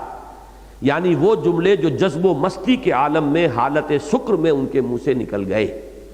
ان میں سے منصور کو اس لیے دار پر چڑھنا پڑا کہ وہ حالت صحب میں بھی اسی موقف پر قائم رہا، وہ ڈٹ گیا اس پر، لہذا وہ تو اس پر کفر کا فتویٰ لگا اور اسے سولی پر چڑھا دیا گیا۔ لیکن باقی حضرات کا ایک یہ سمجھیے ایک ٹرانزینٹ سا ایک خاص کیفیت کے اندر بات نکل گئی، باقی جب وہ کیفیت ختم ہوئی تو وہ بات چونکہ اس پر قائم نہیں رہے، لہذا ان کو جو ہے مورد الزام نہیں ٹھہرایا گیا اور ان کو کوئی سزا نہیں دی گئی۔ لیکن اگر جم جائیں گے اس پر تو یہ تو کفر اور شرک بن جائے گا۔ لیکن میں یہاں پہ کس چیز کو واضح کرنا چاہ رہا ہوں کہ کیوں یہ بات طاری ہوتی ہے، آخر اتنے بڑے بڑے صوفیاء کی زبان سے اگر یہ الفاظ نکلے کیوں، کہ واقعتاً انسان کے وجود کا ایک حصہ اس قدر رفیع الشان ہے، اتنا اعلیٰ مرتبے والا ہے، اتنے اونچے مقام کی شے ہے کہ اس کا اور اس قدر قریبی تعلق ہے ذات باری تعالیٰ کے ساتھ کہ اگر صرف اسی پر توجہ کو مرتکز کر دیا جائے گا تو یہ الفاظ ہیں کہ جو خام خواہ انسان کے زبان سے نکل جائیں گے۔ البتہ اس کو بیلنس کرتا ہے جب انسان کے پورے وجود کو آپ اپنے سامنے رکھیں گے کہ یہ اس کا ایک جز ہے، باقی انسان تو یہ اسفلا سافلین والا بھی ہے، اس میں تو حیوانی سارے تقاضے بھی موجود ہیں، از فرشتہ سرشتہ وز حیوان، اور جن کی نگاہ تحقیق و تفتیش انسان کے وجود حیوانی ہی پر مرتکز ہو کر رہ گئی۔ اب یہ ہے وہ ہمارے سائنسدان، وہ تو ساری ڈسیکشن بھی کر رہے ہیں تو اس باڈی کی کر رہے ہیں، فزیولوجی پڑھی جا رہی تو اس باڈی کی پڑھی جا رہی ہے، اس میں روح کا کہاں ان کے سامنے معاملہ آئے گا، وہ نہ ڈسیکشن میں سامنے آتی ہے نہ فزیولوجی پہ اس کا کوئی معاملہ ہے، وہ تو حیوان ہی حیوان کی ساری جو ہے، اور حیوانات جو ہے ان کے جسمانی نظام ہی پر جب توجہ ساری ہوگی، ڈارون کی اگر ساری عمر اسی میں بیت گئی تو اب اس کے سامنے جو آئی ہے اور اسی کے متعلق تفحص و تعمق میں گم ہو کر رہ گئے، انہیں اس کا تعلق لامحالہ بندروں، بن مانسوں اور گوریلوں ہی سے جوڑتے بنی۔ ان کے نگاہ میں یہی ہوئی کہ ڈارون بولا بوزنا ہوں میں، کہا منصور نے خدا ہوں میں، ڈارون بولا بوزنا ہوں میں، ہنس کے کہنے لگے میرے ایک دوست، فکر ہر کس بقدر ہمت اوست۔ گویا اب یہ میں نے اس کا جواب دیا ہے، گویا حقیقت انسان کے ضمن میں متذکرہ صدر متضاد آرا جزوی طور پر اپنی اپنی جگہ صحیح بھی ہیں اور کلی اعتبار سے غلط بھی۔ اگر پہلی رائے کو کل قرار دیں گے تو کفر ہے، شرک ہے، دوسری رائے کو کل قرار دیں گے تو ضلالت ہے، گمراہی ہے، حیوانیت ہے، شیطنت ہے۔ ان دونوں کو رکھیے تو وہ حقیقت ہے، اور مسئلہ زیر بحث کا کوئی حل اس کے بغیر ممکن نہیں کہ انسان کے وجود کو دو متضاد اجزاء سے مرکب تسلیم کیا جائے۔ واضح رہے کہ وجود انسانی کے یہ دونوں اجزاء ترکیبی ایک دوسرے سے بالکل آزاد اور اپنی اپنی جگہ کامل اور ہر اعتبار سے خود مکتفی ہونے کے باوصف غایت درجہ متصل ہی نہیں باہم دیگر پیوست ہے۔ میں نے مثال آج دی ہے، اسے ذہن میں رکھیے گا، گھوڑا علیحدہ نظر آ رہا ہے، سوار اوپر بیٹھا علیحدہ نظر آ رہا ہے، لہذا اس میں آپ کو کوئی اشکال نہیں ہے۔ اب ایک ہی وجود میں یہ دونوں ہوں، نظر نہ آیا علیحدہ گھوڑا اور علیحدہ سوار، وہ ہے ہماری حقیقت۔ ہمارے اندر ایک سوار بھی ہے، وہ ہے وہ ہماری اصل حقیقت، ہماری اصل انا، اپنی سیلف جس کو ہم کہیں گے، ہماری خودی، روح ربانی، اور ایک سوار بھی ہے، اور وہ سواری بھی ہے، وہ مرکب بھی ہے، گھوڑا بھی ہے، وہ ہے انسان، وجود حیوانی ہمارا۔ تو یہ راکب اور مرکب ایک وجود میں جمع ہو گئے ہیں۔ پھر میں کہتا ہوں کہ عظمت سامنے آتی ہے شیخ سعدی کے اس شعر کی، آدمی زادہ طرفہ معجون است از فرشتہ سرشتہ بز حیوان۔ باقی رہ گیا یہ کہ یہ دونوں کیسے ملے ہوئے ہیں، اس کا میں نے ایک جواب دیا ہے، اور وہ یہ ہے کہ جان اور جسم کا تعلق بھی تو ہمیں معلوم نہیں آج تک۔ یہ تو سب مانتے ہیں نا جسم اور جان، ادھر جان نکلی جسم پڑا ہوا ہے، جسم میں کوئی کمی نہیں آئی، پورا سارا جسم جو ہے موجود ہے، وہی اس کے ہاتھ پاؤں، وہی دل، کوئی ایک سیل بھی تو کم نہیں ہوا، اور جان نکل گئی۔ کہاں تھی وہ جان؟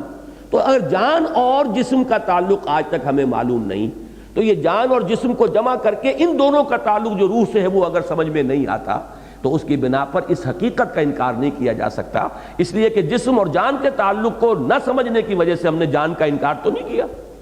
حالانکہ جان بھی نظر نہیں آتی، غیر مرئی ہے، جیسے کہ سورہ واقعہ میں کہا گیا ہے فلولا اذ بلغت الحلقوم وانتم حینئذ تنظرون ونحن اقرب الیہ منکم ولکن لا تبصرون فلولا ان کنتم غیر مدینین ترجعونہا ان کنتم صادقین۔ سب کھڑے ہوتے ہیں، بیٹے بھی، پوتے بھی، بھتیجے بھی، بیوی بھی، ماں بھی، باپ بھی، اور اس وقت جان کوئی نکال کے لے جا رہا ہوتا ہے اگر تم میں دم تو لوٹا لو۔ ایسا عجیب مقام ہے قرآن مجید کا، تم دیکھ رہے ہوتے ہو اور جان نکل کے جا رہی ہوتی ہے، تم دیکھتے نہیں ہو، ہم تو اس جان سے تم سے بھی کہیں زیادہ قریب ہوتے ہیں، بس نظر نہیں آتا، نہ وہ فرشتہ نظر آتا ہے اور نہ وہ جان جاتی ہوئی نظر آتی ہے، لیکن ایسے ہی تم خود مختار ہو اور فن خواہ ہو تو لوٹا کیوں نہیں لیتے اس کو؟ تو یہ ایک خطابی انداز ہے اور بہت مؤثر انداز ہے، لیکن یہ اس دلیل کو اس دلیل سے رد کیجیے گا کہ اگر ہمیں اس روح کا کچھ پتہ نہیں چلتا تو جان کا کہاں پتہ چلتا ہے؟ اور ایک فارسی شعر جو میں نے کئی دفعہ کوٹ کیا، یہاں لکھا ہوا بھی آپ کے سامنے آ جائے گا، وہ ہے وہ خوبصورت ترین تعبیر۔ عہد حاضر کی عظیم ترین حماقتوں میں سے ایک یہ بھی ہے، یہ حماقتوں کا لفظ جو ہے بہت ثقیل ہے، اس کو یہاں میں نے بدلنا ہے جب یہ چھپے گا، اس لیے کہ ہمارے بعض متقدمین بھی اس مغالطے میں مبتلا رہے ہیں، تو یہ مغالطہ کا لفظ جو ہے اس یہاں پر مناسب ہے۔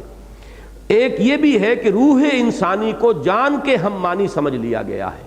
حالانکہ جان یا زندگی یا لائف تو انسان کے وجود حیوانی کا جزو لا ینفک ہے،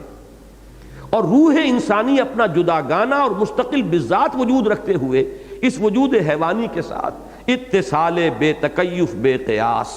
یہ رومی کا شعر ہے، اتصال بے تکیف بے قیاس ہست رب الناس را با جان ناس،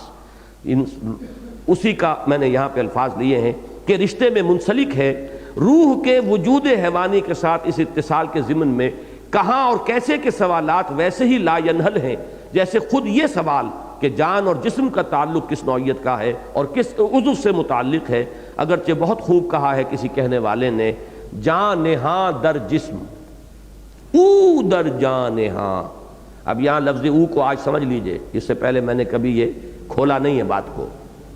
میں نے اس کو ایک درجہ پیچھے رکھا ہے ہمیشہ، کہ میں روح کے لیے یہ بات کہہ رہا ہوں کہ جان نہاں در جسم، جان جو ہے جسم کے اندر مخفی ہے، چھپی ہوئی، او در جان نہاں، یہاں روح کو لے لیجئے تو روح جو ہے وہ اس جان کے اندر چھپی ہوئی اور مخفی ہے، اے نہاں اندر نہاں اے جان جان، اے وہ ہستی کہ جو نہاں میں نہاں ہے، جو جان کی بھی جان ہے۔ لیکن شعر کہنے والے نے یہاں در حقیقت اللہ کو مخاطب کیا ہے، یہ او کا اشارہ اللہ کی طرف ہے، جان نہاں در جسم او در جان نہاں، وہ اللہ بذات ہی ہماری اس جان کے اندر موجود ہے، اے نہاں اندر نہاں اے جان جان، یہاں اصل خطاب جو ہے شاعر کا وہ ذات باری تعالیٰ کے ساتھ ہے۔ اور یہ بات اچھی طرح سمجھ لیجئے، جیسا کہ میں نے آج شروع میں بھی گفتگو میں اکبر الہ آبادی کے 2 شعر آئے تھے جس پر آج ساری ہماری گفتگو گھوم رہی ہے، انہی کا ایک بہت پیارا شعر ہے، توجہ سے سنیے۔ تو دل میں تو آتا ہے سمجھ میں نہیں آتا، بس جان گیا میں تیری پہچان یہی ہے۔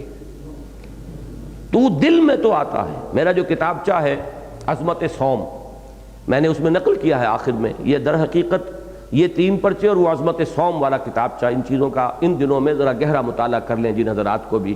ان موضوعات سے دلچسپی ہے۔ اس میں نے احیاء العلوم کے حوالے سے حدیث قدسی نقل کی ہے، یہ بھی محدثین کے معیار پر شاید پوری نہ اترتی ہو، لیکن صاحب روح المعانی علامہ آلوسی نے بھی اس کو اپنی تفسیر میں لیا ہے کہ لم یسانی ارضی ولا سمائی ولاکی یسانی قلب عبد المومن، میں نہ اپنے آسمان میں سما سکتا ہوں نہ اپنی زمین میں سما سکتا ہوں، لیکن اپنے بندہ مومن کے دل میں سما جاتا ہوں۔ اسی کو شاعر نے کہا ہے، غالباً یہ رومی ہے یا کوئی اور ہوں گے واللہ عالم، من نہ گنجم در زمین و آسماں، ترجمہ ہے اسی کا، لے گنجم در دل مومن عیاں، میں زمین و آسمان میں نہیں سما سکتا، بندہ مومن کے دل میں سما جاتا ہوں۔ اور اسی کو اس سادگی سے کہا ہے اکبر الہ آبادی نے کہ تو دل میں تو آتا ہے سمجھ میں نہیں آتا، عقل نہیں تیری کناں کو پہنچ سکتی۔ اور اسی کو اب چونکہ جو آج کا میرا اصل مضمون تھا وہ تو شروع ہی نہیں ہوا ہے، اب میں کیا کروں، لیکن یہ کہ آج ایک اہم نکتہ سمجھ لیجئے، اقبال کا ایک بہت عمدہ بہت گہرا جملہ ہے، This universe is a concept, God is a percept. اب یہ دو الفاظ انگریزی کے، پرسیپشن کیا ہے؟ پرسیپشن احساس، میں نے اسے چھوا، یہ میری پرسیپشن ہے، میز کو چھوا گرم، یہ پرسیپشن ہے۔ کنسیپشن ذہن میں ایک تصور قائم کرنا ہے،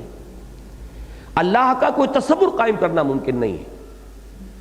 لیکن اللہ ایک پرسیپٹ ہے، اندر جو باطنی تجربہ ہے وہ ہمیں یہ محسوس کراتا ہے کہ ہے۔ اسی کو فارسی میں کہا گیا ہے دور بینان بارگاہ الست جز پے ہی نہ برداند کے ہست، ہے ضرور کوئی ہے، کوئی معشوق ہے اس پردہ زنگاری میں، اس کو تو انسان اپنے باطن میں ایسے محسوس کرتا ہے۔ اس کی میں مثال بھی آپ کو سمجھا دوں کہ جیسے ایک دیوار ہے، آپ آنکھ سے دیکھ رہے ہیں دیوار کو تو اس کا طول، عرض، حجم، اونچائی کتنی ہے، کیا ہے، کیسی ہے، یہ سب کچھ آپ کو نظر آ رہا ہے، ایک مکمل کانسیپٹ آپ کے ذہن میں اس آنکھ کے ذریعے سے قائم ہو گیا ہے۔ لیکن فرض کیجئے کہ کوئی شخص اندھا ہے، وہ اندھا جو ہے اس دیوار کو چھوئے گا کہ ہے، دیوار ہے، کیسی ہے یہ نہیں جانتا وہ، یہ اب کانسیپٹ تو قائم نہیں کر سکتا دیوار کا، اس لیے کہ وہ اندھا ہے، لیکن اس کی ٹچ، سینس آف ٹچ بتا رہی ہے کہ ہے، دیوار ہے، اس میں لاکھ کوئی کہے نہیں ابھی ہے، میں محسوس کر رہا ہوں ہے۔ یہی معاملہ ہے ذات باری تعالیٰ کا، انسان کا باطن یہ کہتا ہے۔ اسی کو فارسی شعر میں کہا گیا ہے نا، جو میں نے ابھی سنایا کہ دور بینان بارگاہ الست جس پہ این بردن کے ہست، ہے، اس میں کوئی شک نہیں۔ کیسا ہے؟ اس تک وراء الورا ثم وراء الورا ثم وراء الورا، کانسیپٹ قائم نہیں کر سکتے آپ۔ پھر ایک اور بات دیکھیے، میں پھر عرض کر رہا ہوں میرا اصل مضمون شروع نہیں ہوا آج، میں نے اصل میں کوئی 10 نکات نوٹ کیے ہوئے تھے کہ وہ سمجھ میں نہیں آ سکتے، دین کے بڑے لطیف حقائق ہیں وہ، جب تک وہ دل میں گہرے نہ ہو ایمان کی جڑیں مضبوط ہو ہی نہیں سکتی۔ اور وہ 10 چیزیں وہ ہیں کہ جب تک کہ یہ حقیقت، جس کو میں اس وقت فلسفہ خودی کے عنوان سے کہہ رہا ہوں اور میں حقیقت روح کے عنوان سے کہہ رہا ہوں، انسان کی اصل وہ شخصیت جو وہ اصل انا ہے اس کی، جس کے گرد یہ مادی غلاف ہے، جب تک یہ بات سمجھ میں نہیں آئے گی وہ دین کی بنیادی 10 باتیں سمجھ میں نہیں آ سکتی۔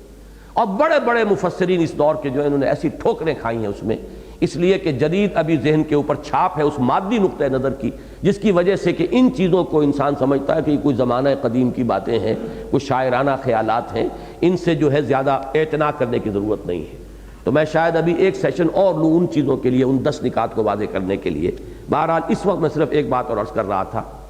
کہ ہمارا جو پرسیپشن اور کانسیپشن ہے اس میں کتنا فرق ہے۔ دیکھیے، ہم جب کسی شے کو دیکھتے ہیں تو ہم یہ سمجھتے ہیں کہ شاید اس سے زیادہ تو ہمارا ذریعہ معلومات کچھ ہے ہی نہیں، دیکھ لیا بھائی، دیکھنے سے زیادہ اور کیا ہے،